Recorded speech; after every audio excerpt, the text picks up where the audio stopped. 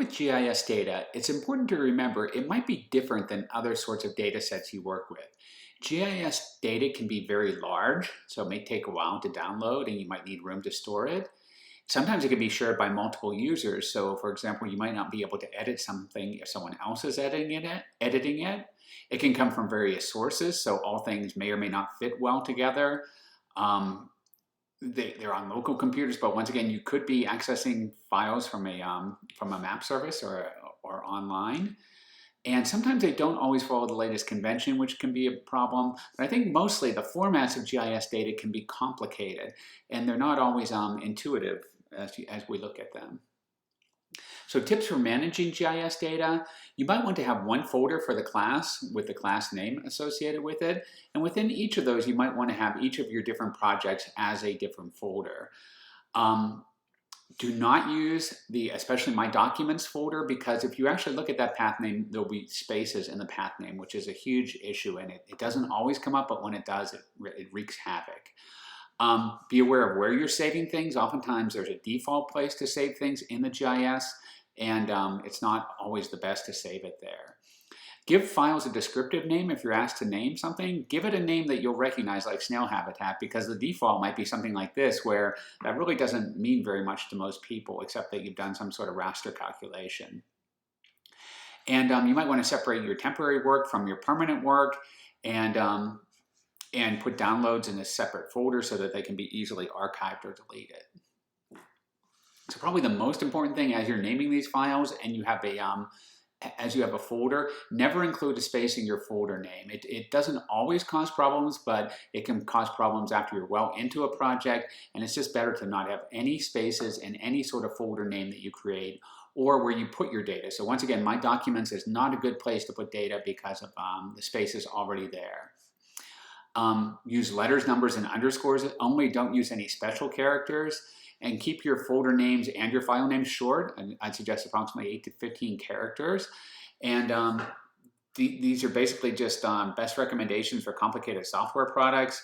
It may work for a while, but then it may not work later as you're working through a project, and it can be very frustrating. And these problems can be difficult to fix.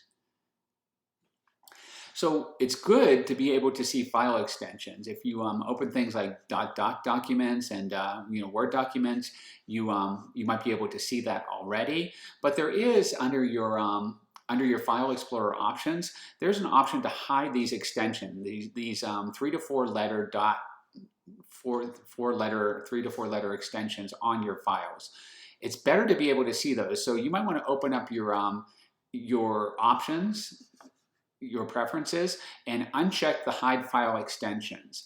This will allow you to see what these extensions are, which can be especially important when you're trying to deal in Windows Explorer with Windows File Explorer with a lot of GIS data. So once again, GIS data can be shared by multiple users, and files can be locked out as, for example, someone is editing something. So it's important to keep that in mind, that these files can be locked. And another important thing is this read and write access.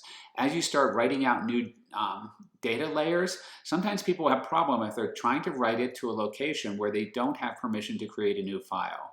If you're unsure, you can always go into that folder, try to create a new Microsoft Word file or similar, and see if you do have permission to write into that folder or onto that drive. When dealing with GIS data, we often zip things because these files tend to be large, and also because sometimes, like for example, for shape files, we have several different files that make that up. So it's good to put that all in one folder and then zip the entire folder. And then when you download those, of course, you're going to have to unzip them. You may already have that capability on your computer, but if you don't, there are several free utilities such as 7-zip, which you can download and use to unzip files. Another similar thing is importing and exporting data. So sometimes because GIS is stored in different sorts of formats, you might not be able to bring it directly into the GIS, but you may need to import it. Or similarly, if you're trying to share it, you might need to export it so that you can share it with other people. And so there's a tool called feature class to feature class, which allows you to do this, or you can look in help for how you can bring in, import, or export various different formats of GIS data. And as you download data, it's important to check to make sure it's really going to meet your needs. For example, GIS data can be collected at a bunch of different scales, which is going to mean the detail of the data can vary. And in this example here, we see the most detailed data is the black line here, which shows all of these bays and inlets in this coastal community. But if we download data that was digitized at a different scale, that was just basically trying to capture the state outline in not a lot of great detail, you might have downloaded something that looks more like this purple line, which might be useless for your intents and purposes. So once again, it's important to know the scale at which the data was corrected and intended to be used, and this can typically be found in the metadata, the data about the data that you're downloading. So once again, you might be able to find very non-detailed data like this purple, but it might not suit your purposes. So always check on that.